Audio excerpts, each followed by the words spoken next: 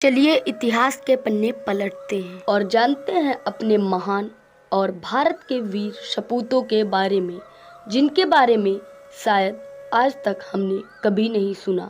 अगर आपने बप्पा रावल का नाम नहीं सुना तो दोष आपका नहीं है, दोष है उस व्यवस्था का जिसके तहत हमने अपनी शिक्षा दीक्षा पाई है। नागादित और कमलावती के पुत्र कालभोज को ही मेवाड़ के लोगों के प्यार और सम्मान ने बप्पा रावल बना दिया। उन्होंने इस्लामी आक्रांताओं को रोका और अरब तक पहुंचकर उन्हें धूल चटाई। उनका जन्म गुहिल वंश में हुआ था, जिसका इतिहास भगवान श्री राम के पुत्र लव तक जाता है। बाद में ये सिसोदिया राजवंश कहलाया, जिसने 1400 वर्षों तक मेवाड़ की गद्दी को सुशोभित किया और आज भी ये वहाँ के मानद राजा कहलाते हैं। बप्पा रावल का बचपन संघर्षों से गुजरा। उनकी मां ने भिंडर के जंगलों में भागकर बेटे की जान बचाई, जहाँ यदुवंश के भील राजा मांडलिक ने उनकी रक्षा की। भीलों का मेवाड़ के राजपूत राजाओं के साथ तभी से गठबंधन है। महाराणा प्रताप की अकबर के खिलाफ लड़ाई में भीलों की वीरता की गाथा आज भी राजस्थान में गाई जाती है। बप्पा रावल का जीवन ऐसा था कि उनकी कहानी में बहादुरी के साथ साथ चमत्कार भी है। कहते हैं हरित साधु नाम के एक ऋषि से उनकी मुलाकात हुई थी। उन्हें शैव तंत्र का शिक्षण दिया था। इसके तहत उन्हें युद्ध कला से लेकर जीवन के हर पहलू सिखाए गए। फिर उक्त साधु ने उन्हें इस्लामी आक्रांताओं से मेवाड़ को मुक्त करने को कहा। उन्हें स्वप्न में मां भवानी ने चित्तौड़ के मोरी राजवंश की मदद करने का आदेश दिया। बप्पा रावल ने इस्लामी फौज को ऐसे खदेड़ा था कि अगले 200 वर्षों तक उनकी भारत पर बड़े आक्रमण की हिम्मत नहीं हुई। शैव तंत्र का ही प्रभाव था कि बप्पा रावल ने भगवान एक लिंग को अपना इष्ट बनाया और तब से ही मेवाड़ की सेना जय एक लिंग के उद्घोष के साथ ही युद्ध में उतरती रही। आज भी मेवाड़ राजवंश इस इष्ट एक लिंग को ही मानते हैं। जब इधर राजा मानमोरी वीर बप्पा रावल को सामंत की उपाधि से नवाजकर उनके हिस्से की जागीर उन्हें सौंप देते हैं, उसी दौर में एक तरफ सिंध में मुहम्मद कासिम के रूप में पहली बार इस्लामी आक्रांता भारतवर्ष में घुसे। राजा दाहिर की हार और हत्या के साथ भारत ने पहली बार युद्ध के बाद बलात्कार और सिर कलम करने जैसी घटनाओं को देखा, वो भी थोक में। भारतीय राजा हार जीत के बाद एक दूसरे की प्रजा और परिवार का सम्मान करते थे, लेकिन अरब के इस्लामी आक्रांताओं के साथ ऐसा नहीं था। ब्राह्मण राजा दाहिर और उनके बहादुर भाई ने कई बार मोहम्मद बिन कासिम को पीछे ढकेला, लेकिन सन 1712 में सब कुछ बदल गया। अपनी पुस्तक महाराणा सहस्त्र वर्षों का धर्म युद्ध में अमेंद्र रतनु लिखते हैं कि सिंध के बाद बौद्ध समुदाय ने इस्लामी आक्रांताओं का साथ दिया और सिंध के नेरून शहर में बौद्ध मुखिया भंडारकर समाड़ी ने न सिर्फ सिंधु नदी पार करने में मोहम्मद बिन कासिम की मदद की, बल्कि उसकी फौज के लिए रसद पानी व अन्य जरूरी वस्तुओं का भी प्रबंध किया। इसके अलावा मातृभूमि से गद्दारी करने वालों में वो स्थानीय मेड़ कबीले का नाम भी लेते हैं। बौद्धों और मेड़ की मदद से इस्लामी फौज राजा दाहिर के गढ़ में घुसी और अरोड़ के युद्ध में उनकी हार हुई। राजा दाहिर और उनके भाई का सिर कलम कर दिया गया। उनकी बेटियों को खलीफा हज्जाज बिन यूसुफ को भेंट के रूप में भेजा गया।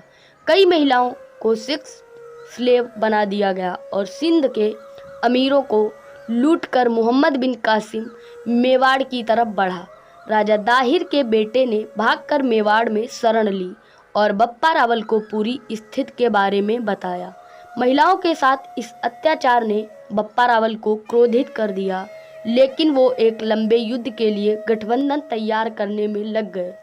उनका मानना था कि म्लेच्छ आसानी से नहीं मानेंगे और बार बार भारत पर आक्रमण करेंगे।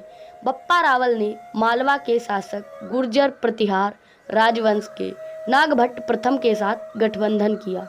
इसके बाद उन्होंने गुजरात के पुलकेशी राजा और जयभट्ट को भी अपने साथ लिया। नागभट्ट के आग्रह पर चालुक्य राजा जय सिम्हा वर्मन ने अपने पुत्र पुलकेशी राजा को इस्लामी फौज के खिलाफ इस युद्ध में भेजा। तब तक अरब सेना ने नेतृत्व कर रहे जुनैद अल मरसी ने दक्षिणी गुजरात, मालवा और दक्षिणी राजस्थान के कुछ इलाकों पर कब्जा कर लिया।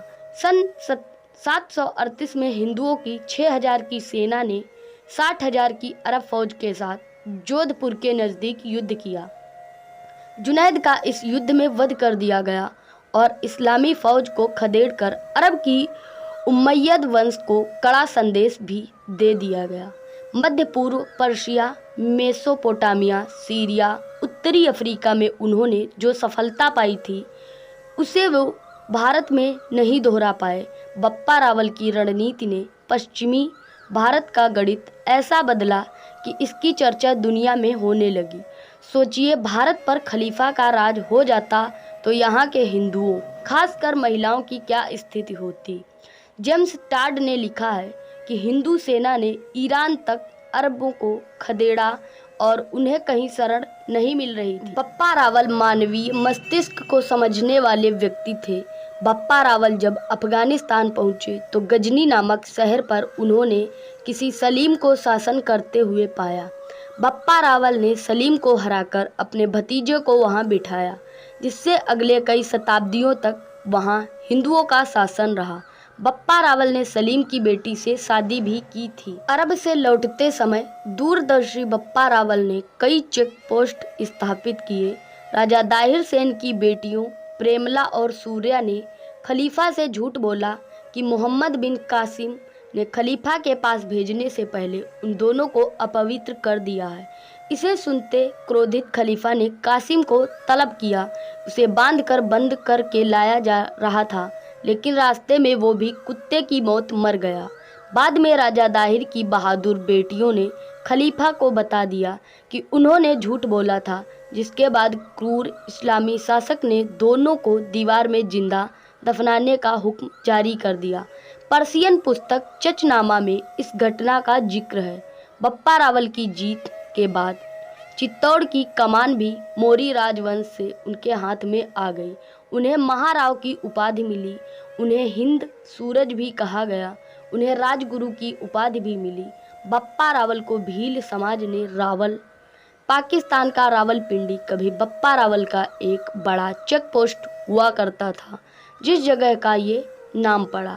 बप्पा रावल ने दर्जनों छोटे बड़े मुस्लिम शासकों को हराया और हिंदू साम्राज्य का पुनः विस्तार किया। ऐसे कई शासकों की बेटियों से उन्होंने शादियां की। इन महिलाओं से उन्हें 130 बेटे हुए, जिनके वंशजों को आज नौशेरा पठान कहा जाता है। 8वीं शताब्दी के इस महायोद्धा का नाम शायद ही हमारे पाठ्य पुस्तकों में मिलता हो, जबकि अरबी आक्रांताओं के नाम सभी को बताए जाते हैं। एक गौपालक परिवार से मेवाड़ पर शासन करने वाले परिवार की स्थापना तक बप्पा रावल ने हिंदुत्व के लिए बड़ा योगदान दिया। जानकारी कैसी लगी कमेंट बॉक्स में ज़रूर बताइएगा। धन्यवाद। जय हिंद।